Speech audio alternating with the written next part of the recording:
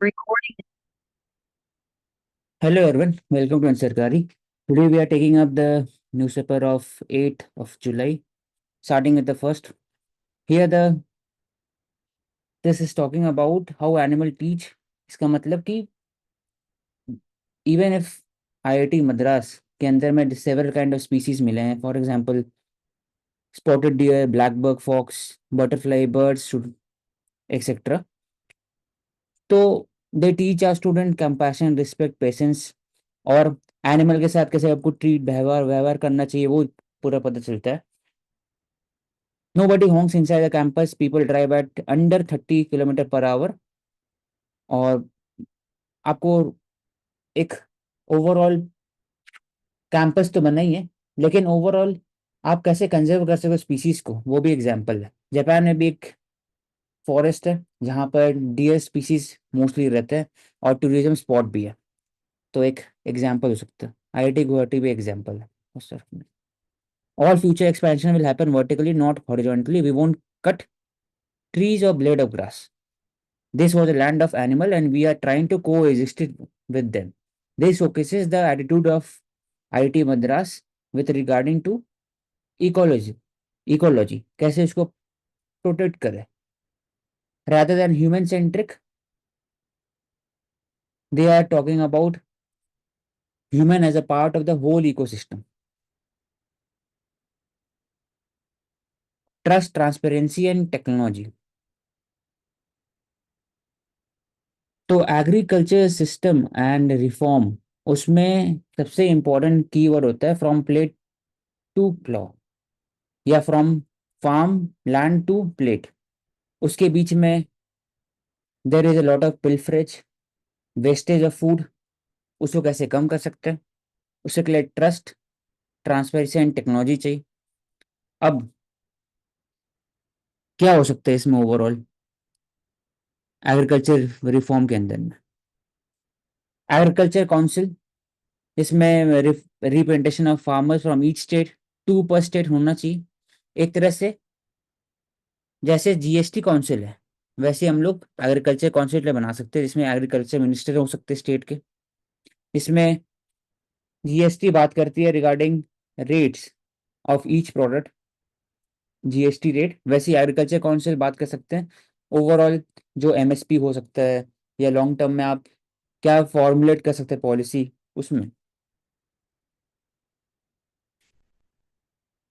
फिर climate resilient crops, उसमें we can improve a lot with the help of research in ICR.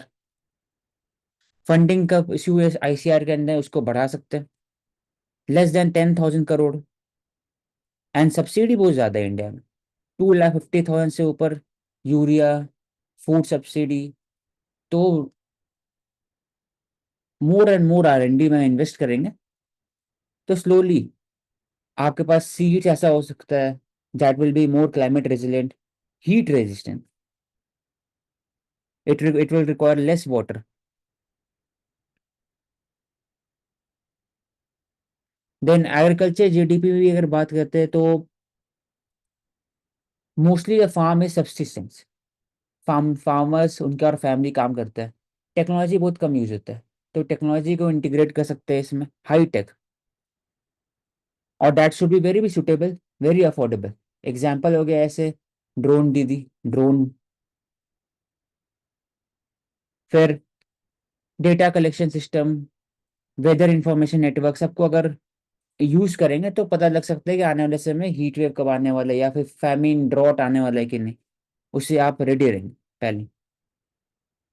Data collection आपके पास रहेगा overall farmers जिनके पास NPA है नहीं है. लैंड राइट्स PM संविता के अंदर में आप उसको ऑनलाइन डाल सकते हो. उससे आइडिया रहेगा कि टारगेटेड बेनिफिशियरी ऑफ स्कीम्स और अच्छे तरीके से दे सकते हैं. राइतू बंधु एग्जाम्पल हो गया. उसके अलावा PM किसान हो गया. तो इस इंडिया भी जो एग्रीकल्चर है वो इक्वली डिस्ट्रीब्यूटेड नहीं है. कुछ सेक्टर में कुछ स्टेट में अच्छे परफॉर्म करते हैं, कुछ स्टेट में नहीं कर पा रहे. तो उसी में अगर इक्विटेबल चाहिए तो आपको स्टेट स्पेसिफिक सोल्यूशन प्रेटर करना पड़ेगा. तो ओवरऑल की हाईलाइट इसमें होगा कि like GST council we can have agri council, ICR का फंडिंग, टेक्नोलॉजी का यूज, फिर इंश्योरेंस हो गया, इंटीग्रेशन ऑफ टेक और डेटा मैनेजमेंट, और state specific picture, state specific solution होना चाहिए।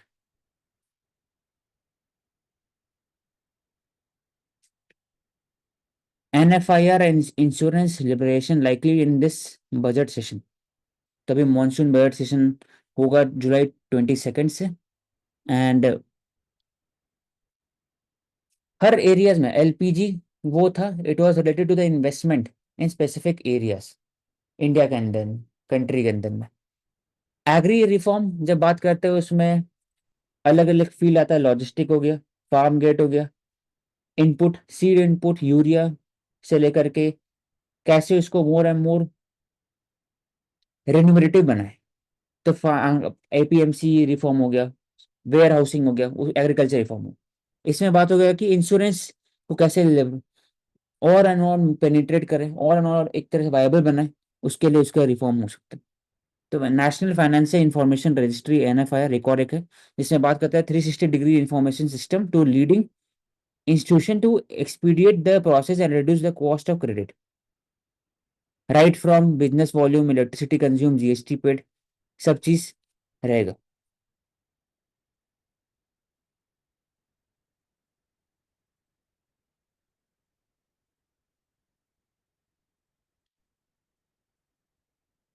और इसका इंपॉर्टेंस होगा एक से।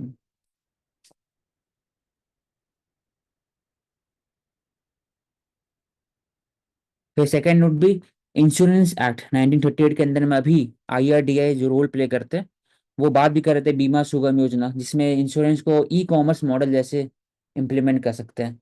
अब वन क्लिक सोल्यूशन होना चाहिए उसमें भी। लेकिन इससे बात होता है कैसे हम लोग इंश्योरेंस डेंसिटी और पेनिट्रेशन बढ़ाएंगे सो दैट पॉवर्टी एलिवेशन कम हो। तो we can connect with the climate, right against adverse effect from climate change, जो आर्टिकल 21 के अंदर में। तो क्लाइमेट इंश्योरेंस हो गया, उसको इंटीग्रेट कर सकते हैं। फिर एग्रीकल्चर इंश्योरेंस है ही, हेल्थ इंश्योरेंस है ही, जेंडर इंश्योरेंस होता है उसको इंटीग्रेट कर सकते हो, माइक्रो इंश्योरेंस को प्रमोट करने के लिए, to include an poverty alleviation programme. ये इंश्योरेंस के अंदर में ओवरऑल इसको लिबरलाइज किया जाएगा, प्राइवेट सेक्टर का रोल बढ़ेगा। क्योंकि अभी जनरली अभी जो है गवर्नमेंट सेक्टर एलआईसी सबसे बड़े है, जीआईसी में भी गवर्नमेंट का स्टेक बहुत ज़्यादा बड़ा है। तो overall public sector insurance scheme ज़्यादा है as compare to private sector. तो उसमें प्राइवेट सेक्टर बढ़ेगा, बाहर से इन्वेस्टमेंट भी होगा, और ओवरऑल जो पॉपुलेशन है इंश्योर्ड रहेंगे, तो out of pocket expenditure come.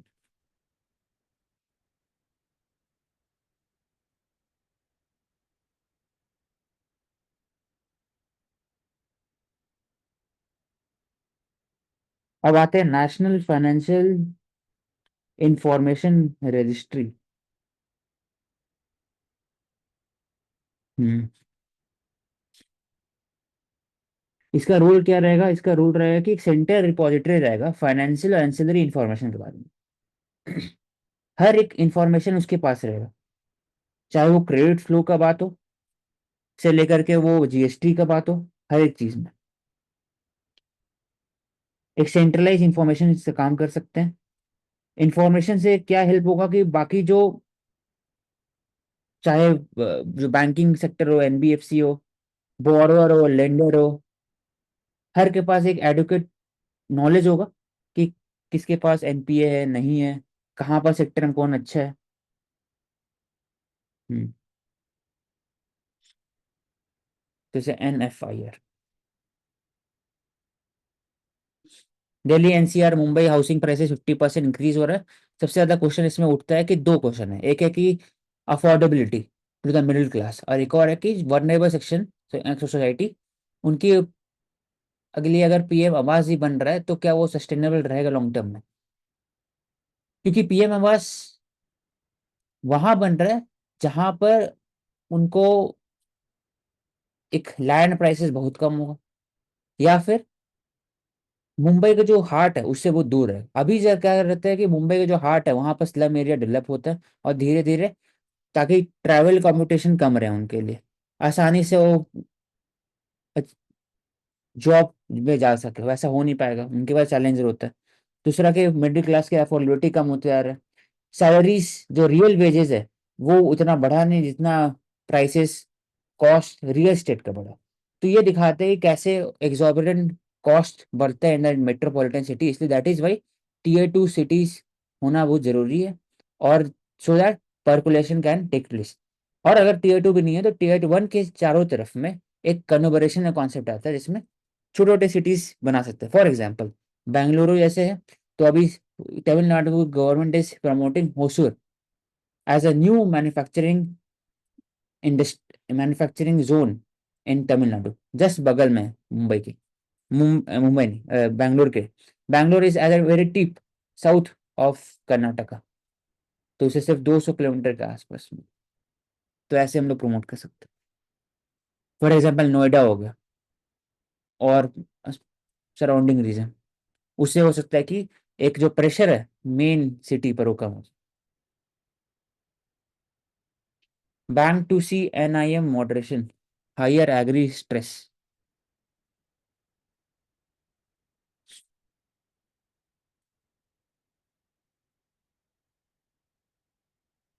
Net interest margin मतलब होता है कि आप जितने इंटरेस्ट दे रहे हो किसी को और जितने आप इंटरेस्ट चार्ज करते हो, दोनों के बीच में डिफरेंसेस कितना है, वो net interest margin. It is indicator of profitability, जितना ज्यादा होगा उतना प्रॉफिट बैंकिंग का होगा। And higher agriculture sector rate stress. तो NIM will likely be impacted on 3 count. पहले है कि pricing on deposit, sticky incremental deposit cost और हायर इंटरेस्ट इनकम। तो एसेट क्वालिटी पे डिपेंड करता है। अगर एसेट क्वालिटी अगर बहुत कम हो जाएगा तो जो एग्जिस्टिंग डिपॉजिट है उस पर इंटरेस्ट कम देंगे और जो लोन है उस पर इंटरेस्ट बढ़ा देंगे बैंक। तो overall net interest rate depends on NPA, depends on quality of the asset which is owned by the banks या quality of the loans which has been given by the bank, क्या NPA जो आ रहे कि नहीं। Top startup to gate gate keeper labels, digital competition bill to cover a dozen top e commerce.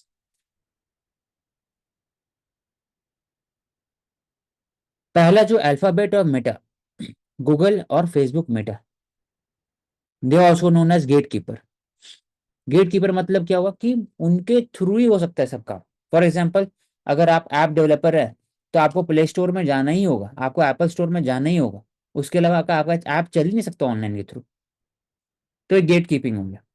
आप gate keeping क्या होता है, वो चार्ज करता है हायर रेट, डिजिटल रेट 30%, 25%, उस पर एक केस भी चल रहा था।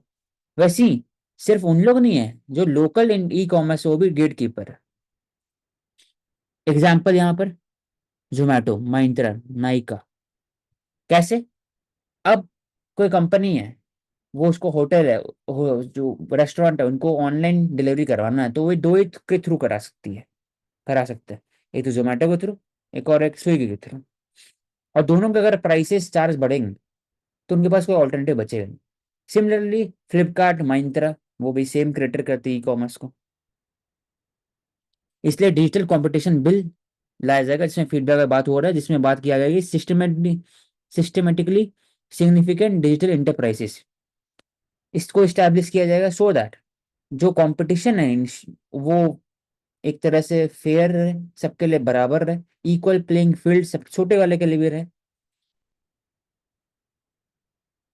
और अगर वॉयलेशन होता है तो they can be penalise up to 10% by the competition commission. Compliance report को भेजना पड़ेगा। फार्मेसी का बात करें तो ई फार्मेसी और एक और एक है, दो फार्मे, उसमें भी दो ही है। तो ऐसे देखा जाता है तो हर जगह दो तीन ही है सिर्फ। ये टेलीकम्युनिकेशन में भी है, जियो और एयरटेल, वो बढ़ाते हैं ये भी बढ़ाते हैं। 35%, 40% उनका पास बेस है, इनके पास 35% के आसपास, टोटल मिला के 75% हो जाता है। 75-80। BSNL के पास सिर्फ 9% है। तो इसलिए ऐसा तीसरा चीज पब्लिक सेक्टर का होना चाहिए। कोई बोलता है कि government should not be in business, तो मेरा स्टैंड 2 साल पहले डिफरेंट था, आज डिफरेंट है। क्योंकि government should be in business. Why? उनको हर एक जगह पर जरूरत नहीं है। अब बीएसएनएल जैसे 5 बीएसएनएल जरूरत नहीं है, एक ही बीएसएनएल काफी है। उसी को मॉडर्नाइज करे स्लोली। सब कोई 5G की तरफ जा रहा है तो कम से कम 4G की तरफ जाए, और इक्विटेबल के हिसाब से वो डेटा दे। फॉर एग्जाम्पल, अभी जो जियो कॉस्ट है 900 रुपीज़ है, 2 GB 84 डेज के लिए। बीएसएनएल में क्या है, 600 रुपीज़ है, 3 GB 84 डेज। तो 200 का है, बहुत होता है 200। वैसे ही हो सकता है कि लॉन्ग टर्म में कंपटीशन इंश्योर करे बीएसएनएल, अगर लगेगा कि ज़्यादा है तो सबको बीएसएनएल की तरफ माइग्रेट करे। उसके हिसाब से बीएसएनएल भी और ज़्यादा उनका सब्सक्राइबर बेस बढ़ेगा और मॉडर्नाइज होगा, और एक तरह से जो जो प्राइवेट सेक्टर का एक एक प्रॉफिटेबिलिटी के मैक्सिमाइजेशन ऑफ प्रॉफिट का एक आइडियोलॉजी होता है, उसको कंट्रोल किया जा सकता है थ्रू पब्लिक सेक्टर। तो हर एक फील्ड में, चाहे वो डिफेंस हो गया, चाहे वो इसमें हो गया, चाहे कोल कंपनी सेल हो गया, एक तरह से एग्जांपल टाटा स्टील या बाकी सब, अगर JSW टाटा स्टील अगर वो दाम बढ़ा देंगे तो सेल प्रोडक्शन करेंगे। कोल हो गया, कोल इंडिया। फिर गैस तो ऑलरेडी है ही पब्लिक सेक्टर। तो हर एक जगह फील्ड के अंदर में एक पब्लिक सेक्टर होना ही चाहिए। उसी केस में क्वेश्चन रेज होता है कि फिर स्ट्रेटेजिक डिसइन्वेस्टमेंट की तरफ जाए, फिर इक्वल प्लेइंग फील्ड देने के लिए पब्लिक सेक्टर में गवर्नमेंट मॉडर्नाइज करे चीजों को। स्ट्रैटेजिक डिसइन्वेस्टमेंट हो गया कि आप ओवरऑल प्राइवेट सेक्टर को दे नहीं रहे। स्ट्रैटेजिक डिसइन्वेस्टमेंट हो गया, 50% से ऊपर ही आपके पास है। लेकिन डिपेंड करता है ना कि आपके पास स्टेक होगा, लेकिन ओवरऑल एक पूरे गवर्नमेंट ओन होना चाहिए। जैसे ई कॉमर्स में फ्लिपकार्ट है, अमेजन है, तो उसके जो गेट कीपिंग एक्टिविटी है उसके देखते हुए ONDC लाएंगे। तो वैसे ही हर एक फील्ड के अंदर में पहले मेरा थिंकिंग होता है government should not be in business. तो government should be in business but in in only one entity. एक ही एंटिटी होना चाहिए। ऐसा नहीं कि बीएसएनएल के साथ MTNL भी है, BTNL भी है, CTNL भी, अलग अलग टाइप के हैं, तो फिर उससे स्टाफ का मैनेजमेंट का इशू होता है, बहुत दिक्कत होता है। तो एक में हो सकता है government. Okay. Power sector seeks thrust on T&D infra skill development। T&D,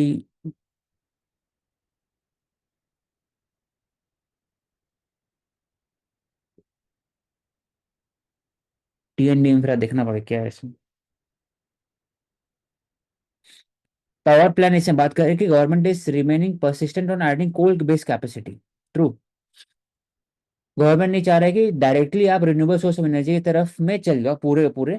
slowly we are moving towards renewable source of energy when we are increasing the capacity in solar, wind, hydro and nuclear. But उसके पीछे buffer होना चाहिए। Buffer वो कोल based plant देते हैं, और coal based plant is based on new coal, coal gasification, या फिर आप क्लीन कोल, उससे बात करते हैं। सिमिलर ईवी में भी है, ईवी में डायरेक्टली नहीं जा रहे, बीच में हाइब्रिड वाले कॉन्सेप्ट आते, तो हर बार एक बफर हो, उससे एक इजिबिलिटी बढ़ जाता है, एक्सेसिबिलिटी बढ़ता है, और उतना प्राइस का वोलेटिल नहीं रहता है उतना। तो गवर्नमेंट ऐसे टारगेट ऑफ 500 GW बाई 2030, उसमें एक ग्रीन हाइड्रोजन मिशन एक एग्जाम्पल है। तो कैसे हमने प्रमोट कर रहे हैं, तो viability gap funding. Viability gap funding मतलब ओवरऑल जो फंडिंग प्राइवेट सेक्टर का होगा, जितना उसको चाहिए, उसके बीच में जो गैप है वो गवर्नमेंट पूरा करेंगे। 500 करोड़ चाहिए, 400 करोड़ पूरा हो रहा है, सिर्फ 100 करोड़ सिर्फ गवर्नमेंट देंगे। वायबिलिटी गैप हो गया। जनरली अभी EPC मॉडल पर होता है, जिसमें 40% गवर्नमेंट देते हैं, 60% प्राइवेट सेक्टर देते हैं, डिजाइनिंग के साथ, डिजाइनिंग कंस्ट्रक्शन सब चीज।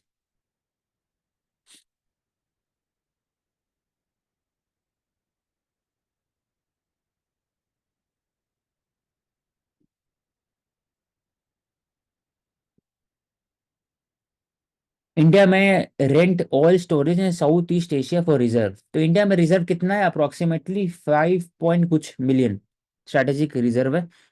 यूएस के पास, हाँ, 5.3 मिलियन स्ट्रैटेजिक रिजर्व है, मोस्टली इन विशाखापट्टनम, मैंगलुरु और पदूर, कर्नाटका के अंदर में। अभी और बात हो रहा है चंडिलखोल उड़ीसा एंड पदूर में 6.5। तो ओवरऑल 5.3, 6.5, 11 पॉइंट कुछ होता है। यूएस के पास कितना है, मोर देन 100 से ऊपर। चाइना के पास भी है। तो कब फायदा होता है, फायदा जब हुआ था, तो कोविड के समय में जब $0 पहुंच गए थे बैरल, तो they have purchase a lot, तो उनके पास एक ओवरऑल जो कॉस्ट है वो कम हो गया। दूसरा, वोलेटिलिटी ऑन प्राइसेस को बफर ऐसा इंश्योर कर सकता है 5.3 मिलियन टन्स। इंडिया के पास जो है वो 19 डेज से भी के आसपास है जो कैपेसिटी है। उससे क्या होगा कि कहीं पर भी शॉर्ट सप्लाई होगा तो आपके पास एक बफर है जो आप इंश्योर करा सकते हैं 90 डेज। और दूसरा, ड्यूरिंग वॉर टाइम क्राइसिस उसमें भी रोल प्ले करते हैं, इसलिए स्ट्रेटेजिक रिजर्व इंपॉर्टेंट है। तो temporary strategic petroleum reserve India में बनने में समय लगेगा, तो they have started to rent oil storage in south east Asia. Oil storage कहाँ किया जाता है? तो केवन में किया जाता है, जहां पर अंडरग्राउंड केव्स होता है उसमें। तो यूएई में भी किया जा रहा था, और अभी, हाँ, यूएई में किया जा रहा था, और दूसरा साउथ एशिया में किया जा रहा है।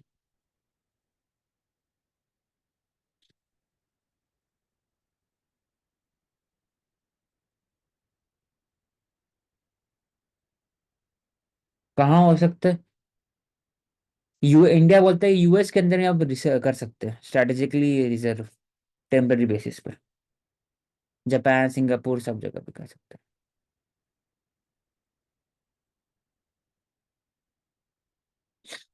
तो ये इंपॉर्टेंट है मैप के हिसाब से, विशाखापट्टनम, मंगलुरु, पदूर और Chandigarh. American swine fever, ASF, zoonotic disease के पार्ट होंगे अमेरिकन स्वाइन फीवर।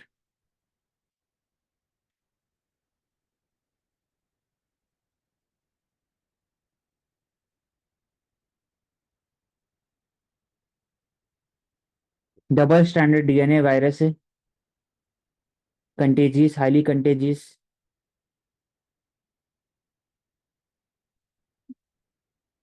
मोर्टेलिटी 100% है, culling animal only way to stop it is not a threat to human being. हाँ, तो पता चला कि जूनोटिक नहीं है, एनिमल टू एनिमल।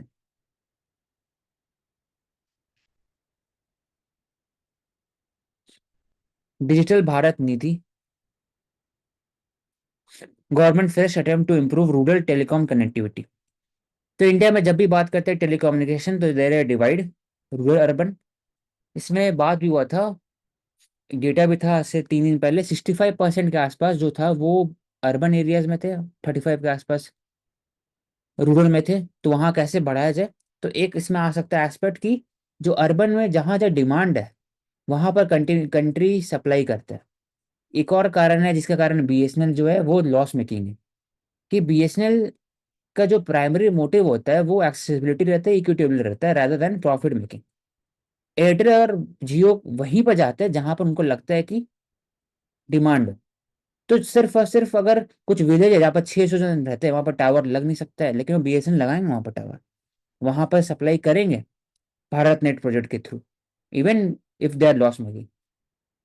तो इसमें बात होता है कि रूरल टेलीकॉम कनेक्टिविटी कैसे बढ़ा सकते हैं। तो ओवरऑल जितना आप जी ऊपर जाते हैं, 4G 5G, उतना कॉस्टली बढ़ जाता है, कॉस्ट बढ़ जाता है of acquisition of the land, और साथ ही साथ आपको स्पेक्ट्रम एलोकेशन में भी कॉस्ट बढ़ जाता है।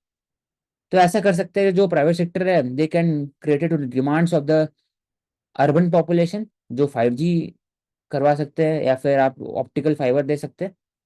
लेकिन एट द सेम टाइम जो रूरल एरिया में, वहां पर इंटरनेट होना बड़ा बात है, रादर देन कि 100 MPS, एक 1 Gbps, उतना पैक कोई मोस्टली नहीं लेने वाला। तो वहां हो सकता है कि 5 MPS 10 MPS वाले जो 4G कनेक्शन है वहां स्टैब्लिश कर सकते हैं। तो इसमें क्या बात हो रहा है, department of telecommunication have drafted rules, जिसमें बात हुआ कि डिजिटल भारत निधि होना चाहिए, that will replace the universal service obligation fund.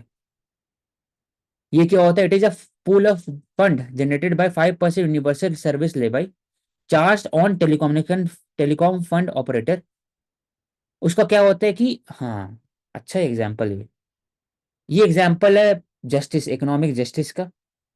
ये एग्जाम्पल है कि कैसे प्राइवेट सेक्टर जो रोल प्ले करते हैं, और गवर्नमेंट का क्या रोल होता है टू इंश्योर कि हर को इक्विटेबल रिसोर्स ऑफ मिले। तो ये रॉस थ्योरी में जो कॉमन डिफरेंस प्रिंसिपल है वो एग्जांपल है कि OSOF के ऊपर 5% आप लेवाई करिए और उससे जो फंड एक्सट्रैक्ट करता है उसी को यूज करिए to expand the telecommunication network in remote and rural areas. तो टेलीकम्युनिकेशन एक्ट का पार्ट है, तो इसको ये लिख लेना। अब digital Bharat Nidhi will work, कैसे काम करेंगे? It will be created Bharat Nidhi, पैसा जो कनेक्शन होगा 5% वो कंसोलिडेट फंड ऑफ इंडिया के पास जाएगा। और DBN digital Bharat Nidhi, it will be used to improve accessibility, delivery, research, remote areas, development of telecommunication services, technology, pilot project को सपोर्ट करेंगे। कैसे ऑपरेशनाइज होगा? बाइंडिंग होगा एक तरह से एलिजिबल पर्सन के ऊपर में, केस बाय केस बेसिस पे काम कर सकते हैं। अंडर सर्व्ड रीजन को आप प्रोवाइड करना पड़ेगा इसमें, economically and socially weaker section of society, remote areas, rural areas etcetera. Creation regulatory sandbox, developing of relevant standard कैसे? कि अभी जब चार्जिंग करते हैं तो 84 डेज लिखा जाता है, जियो के 90 नहीं लिखा जाता, 84 रहता है सब। तो वहां पर बात हो रहा है अभी कि वहां पर भी सेम चार्ज होना चाहिए, 90 90 90 या 365 90 ऐसा होना चाहिए। किसी में 70 है, किसी में 84 है। तो उससे एक तरह से प्रॉफिट मैक्सिमाइजेशन है और एक कंफ्यूजन क्रिएट करता है।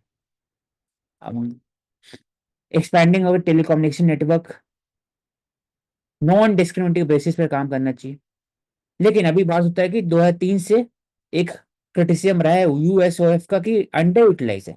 तो this is example of GS4 under utilisation of public account.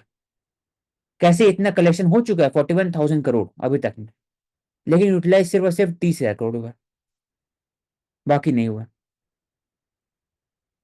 क्यों ऐसा है कि आप वीक स्पेंडिंग किया कि under spending of fund in Bharat net project है। तो इसको भारत नेट प्रोजेक्ट में भी डाल सकते हैं कि ग्राम पंचायत तक पहुंचाना है high quality speed internet 5 Mbps कम से कम, ताकि जो बेसिक सर्विसेज, टिकट काटना है, ई-कॉमर्स में बाई करना, एडमिशन करवाना है, फॉर्म भरवाना, लोकल आपको ग्रोसरी शॉप के लिए ऑनलाइन हो सकता है तो फिर ऑनलाइन डिलीवरी का बात करना, ग्रीवांसेस बात करना, ऑनलाइन पेंशन मिलना, वो सब कॉमन सर्विस सेंटर के थ्रू मिल सकता। भारत नेट प्रोजेक्ट एक अच्छे एग्जाम्पल था टेलीकम्युनिकेशन। इसमें उसी की जो डिजिटल भारत नीति, इसमें बिडिंग प्रोसेस को इंट्रोड्यूस करा रही है और केस टू केस वेरी कर रही है। तो बेसिकली अगर ठीक है, BSNL जा सकता है फॉर एग्जांपल, लेकिन जो प्राइवेट सेक्टर है वो तो लास्ट माइल कनेक्टिविटी के लिए नहीं जाएंगे। तो बिडिंग प्रोसेस का क्या सीन है, क्यों ही इंटरफेयर करेंगे क्यों ही मतलब जाएंगे? बिडिंग प्रोसेस कहाँ पर है? आप देख के बोल रहे हो कि इसमें सर्च किया इसमें? क्योंकि बिडिंग प्रोसेस में बात नहीं कर रहा है, इसमें बिडिंग तो होता है ट्राई करवाता है ओवरऑल की स्पेक्ट्रम एलोकेट करने के लिए। इसमें वो बस कलेक्शन के लिए सबके ऊपर 5% लगेगा या कुछ भी लग सकता है। हम्म। और फिर उससे जो पैसा कलेक्टेड होगा, फंड कलेक्शन होगा, उसको आप यूज करेंगे हर जगह, रिमोट अर्बन एरियाज में यूज करेंगे, अफोर्डेबिलिटी बढ़ाएंगे, इनोवेशन रिसर्च में बढ़ाएंगे, ओवरऑल टेलीकॉम्युनिकेशन सेक्टर को इक्विटेबल जस्टिस इंश्योर करा सकते हैं इसके थ्रू। एंड 5% हम 5% पहले था, अभी टेलीकम्युनिकेशन। पता नहीं, अभी अभी जो नया आएगा उसमें कितना ही परसेंट हो हम्म। सकता है ये नहीं पता। पहले था 5%, जैसे USOF में था 5%। ओके। तो सबसे बड़ा चैलेंज एक ही है कि 41,000 करोड़ रुपए पहले हुआ था ओवरऑल, लेकिन 30,000 crore only have been utilized, under spending का इशू।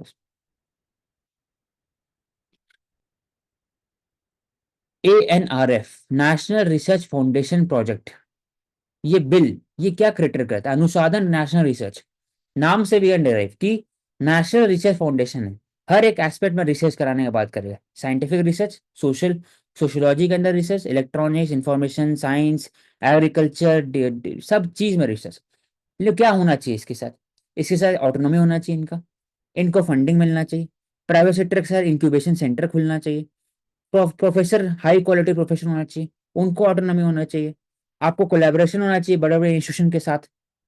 तो है इसमें overall IISc, TIFR, historical research, ICAR, Princeton mathematics के साथ है, UN के साइंस फाउंडेशन के साथ है, strengthen research university infrastructure in country, वो काम करेंगे। पहले क्या होता था, कंफ्यूजन होता था, डिफरेंट कमिटीज अलग अलग, एक ही होंगे, वही भी डिसाइड करेंगे कहाँ जाएगा फंडिंग, कैसे जाएगा। मोर देन 70% ऑफ इस funding from the NGO and industries. US से भी आ सकता है, इंडिया के स्पेसिफिक भी आ सकता है। तो उसे जो फंडिंग एरिया है वो बहुत कम है, तो वो बढ़ सकता है 4% जीडीपी, 1.5% है, कभी 5.6% है, वो बढ़ सकता है। प्लस उनको लगेगा कि ये फंडिंग इस बार आने वाले वक्त में इंडिया को एरोजेल में इन्वेस्टमेंट करना जरूरी है, क्योंकि इंसुलेटिंग, हीट में, कंबल के अंदर से लेकर के घर के अंदर जरूरत पड़ता है, आपको हर जगह यूज हो, उसमें फंडिंग हो, मिल सकेगा उनको। दूसरा अगर बात होगा आर्टिफिशियल इंटेलिजेंस में, ये स्पेसिफिक जीबीटी में जरूरत है, तो इसमें आप कर सकते हैं। तो उससे क्या होगा कि स्टाफ, एडिक्वली स्टाफ रहेंगे, रोबस्ट ग्रांट मैनेजमेंट सिस्टम होगा, किसमें ग्रांट कहाँ होना चाहिए वो होगा, एक इंटरनल पीयर रिव्यू सिस्टम होगा कि जो रिसर्च पेपर स्टैब्लिश करते हैं वो क्या एडिक्वेटली पीयर रिव्यूड है कि नहीं। उससे क्या होगा कि जो इंडिया का एक एलिज होता है कि रिसर्च पेपर के ऊपर में प्लेजराइजेशन होता है, वो कम हो जाए। Timely dispersal of the research grant, student fellowship, ये हो सकता है। ब्यूरोक्रेटिक हर्डल है वो कम हो सकता है। गवर्नमेंट ई मार्केट प्लेस से ले सकते हैं जनरली मैक्सिमम चीज, और मोर डाइवर्स बना सकते हैं। इसमें भी कॉमन डिफरेंस प्रिंसिपल यूज कर सकते हो, और एक पार्टिसिपेटिव रिसर्च का बात कर सकते हैं। Social scientist from different, women को भी, यंग एंटरप्रेन्योर को रोल इंक्लूड कर सकते हैं। और सबसे इंपॉर्टेंट कि फ्रॉम लैब टू मार्केट, ये चैलेंज होता है कि आप लैब प्रोडक्ट अच्छा बना दे, लेकिन इसको बिजनेस कैसे यूज करें। तो उससे एक इंक्यूबेशन सेंटर की बड़े बड़े जो मार्केट इस्टेब्लिश्ड लीडर हैं, वेंचर कैपिटलिस्ट है, वो रोल प्ले कर सकते हैं with the help of lab, several scientific lab, social lab etcetera. उसको जोड़ देंगे, कोई प्रोडक्ट बनेगा, it will be catering to the needs and demands of the society. तो it हो सकता है। We will continue in the next.